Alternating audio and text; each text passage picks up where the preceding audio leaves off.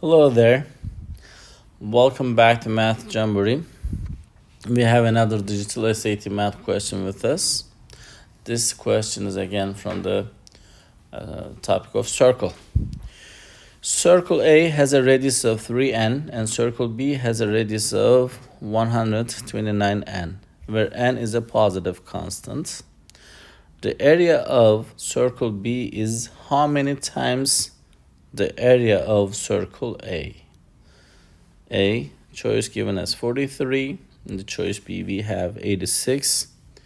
In the choice C, we have 129. In the choice D, we have 1,849.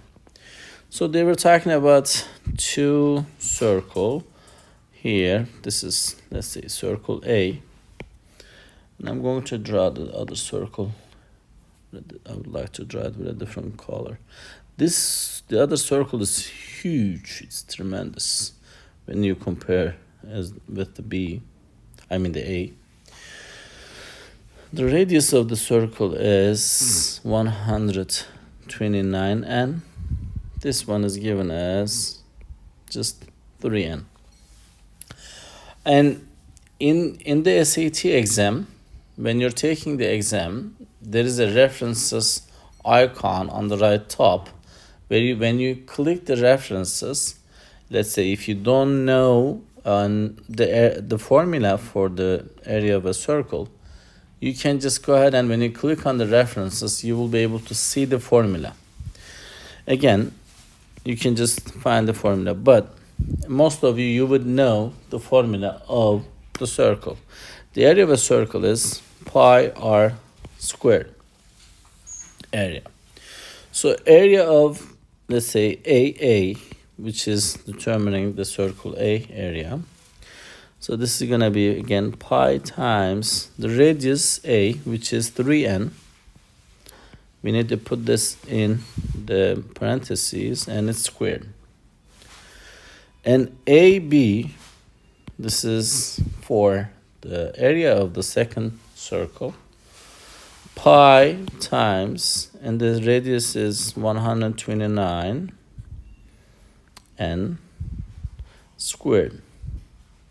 So when we are calculating these, so let's go ahead and calculate them in here. In the test, you will be able to use your calculator as well for the angle area of a circle. This is going to be pi times 9n squared. For the 129, you will need to use your calculator. It's going to be pi times 16,641.